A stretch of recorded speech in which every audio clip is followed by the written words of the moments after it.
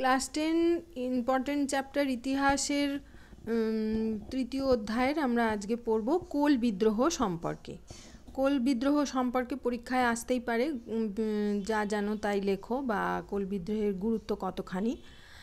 তার জন্য আমরা প্রথমে যে জিনিসটা জানবো সেটা হচ্ছে যে কোল বিদ্রোহটা কী। 1820 সালে ছোটনাগপুর অঞ্চলে ব্রিটিশ শাসন প্রতিষ্ঠার পরবর্তী সময়ে বা পরবর্তীকালে এখানকার কোল উপজাতির কৃষকদের ওপর ব্রিটিশ সরকার তাদের যে সহযোগী জমিদাররা ছিল বা মহাজনরা ছিল বা ব্যবসায়ীরা ছিল, তারা নানাভাবে শোষণ এবং অত্যাচার শুরু করে। এর ফলে কোলরা 1831-32 সালে শক্তিশালী বিদ্রোহ করে, যা কোল বিদ্রোহ নামে পরিচিত। এই বিদ্রোহের কারণগুলো কি ছিল না, ব্রিটিশ কোম্পানি কোল অধ্যুষিত অঞ্চলে কোল আইন বা বিচার ব্যবস্থা বাতিল করে দিয়ে তাদের নিজেদের ব্রিটিশ ব্যবস্থা চাপিয়ে দেয়। আর কি ছিল না, কোম্পানি এখানে নতুন ভূমি রাজস্ব ব্যবস্থা প্রয়োগ করে। আর কি ছিল, কর আদায়ে কোলেদের ওপর প্রচণ্ড অত্যাচার শুরু করে। আর যারা ইজারাদার ছিল তারাও কোলদের জমি থেকে উৎখাত করে দেয়।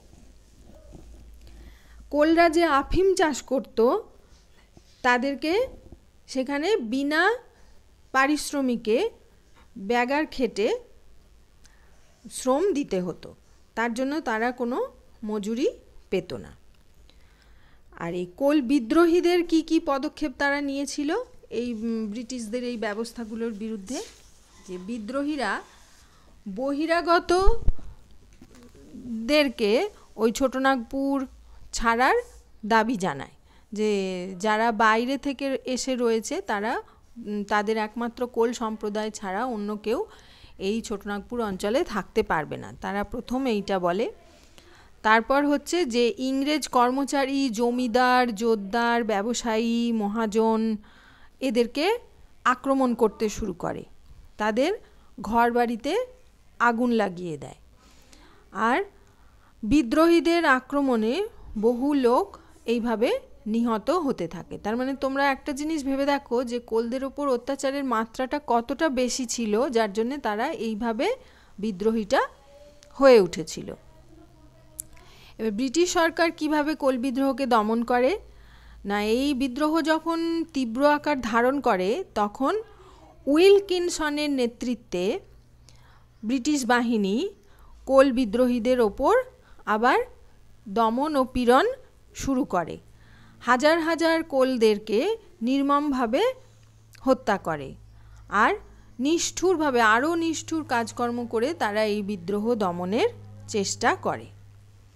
এই বিদ্রোহের একটু ফলাফলও দেখা যায় কি না, কোলদের জন্য দক্ষিণ পশ্চিম সীমান্ত এজেন্সি নামে একটা আলাদা ভূখণ্ড তৈরি হয়, যেখানে কোলরা নতুন করে থাকতে শুরু করে। এই এজেন্সি ব্রিটিশ আইন কানুনের পরিবর্তে কোলদের নিজস্ব একটা আইন কানুন দিয়ে তাদের জায়গাটা তারা ঠিকমতো রাখার চেষ্টা করে। আর জমিদাররা যে সমস্ত কোলদের জমি কেড়ে নিয়েছিল সেইগুলোও তারা ফিরিয়ে দিতে বাধ্য হয়। এইভাবে কোলরা তাদের বিদ্রোহ করেছিল এবং কোলদের এই অত্যাচার সহ্য করা এবং তাদের জন্য বিদ্রোহী হয়ে ওঠা এইভাবেই ভারতের ইতিহাসে গুরুত্বপূর্ণ হয়ে রয়েছে।